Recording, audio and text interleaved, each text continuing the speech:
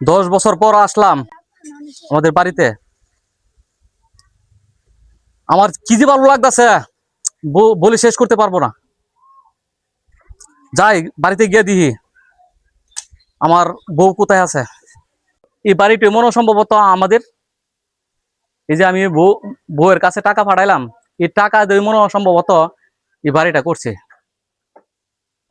সাথীর জন্য অলংকার, সুটকেসের ভিতর অনেক জাতের কাপড়, যা বাংলাদেশে পাওয়া যায় না।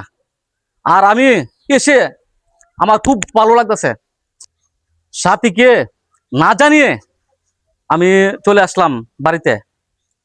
সাথীকে এমন একটা চারপাশ দিব। সাথী, তুমি কোথায়? সাথী, দেখো কে চলে আসছে। সারপ্রাইজ দিব বলে তোমাকে না জানিয়ে, না ফোন করে চলে আসছি। সাথী, আপনাকে তো আমি চিনতে পারলাম না। আমি তো প্রবাস থাকি, আমার নাম হচ্ছে হিরণ, আমি এই বাড়ির মালিক। ছাত্রীর কাছ থেকে কিনা লাগছি, এই বাড়ি আর গাড়ির মালিক আমি। হোয়াট? আপনি কি করে মালিক হলেন? এই শহর সম্পত্তির মালিক এখন আপনি। আগে যে মালিক ছিল সাথী, আপনার ওয়াইফ নাকি আপনার বউ, উনি সময় সামিলে ঢাকা চলে গেছে। আরে ও পাশানি, কি করে পারলে আমার সাথে বিশ্বাসঘাতকতা করতে? হ্যাঁ, আমি তোকে এত ভালোবাসছি, আর তুই আমার সাথে এরকম কাজটা করতে পারলি? তোকে আমি আমার জানের থেকে বেশি ভালোবাসছি, আর তুই আমার সাথে এরকম বিশ্বাসঘাতকতা করতে পারলি?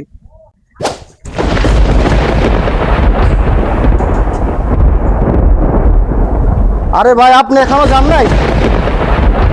ভাই যান যান, আর বিরক্ত করবেন না। প্রত্যেক কাজে আছে পাগল ছাগল।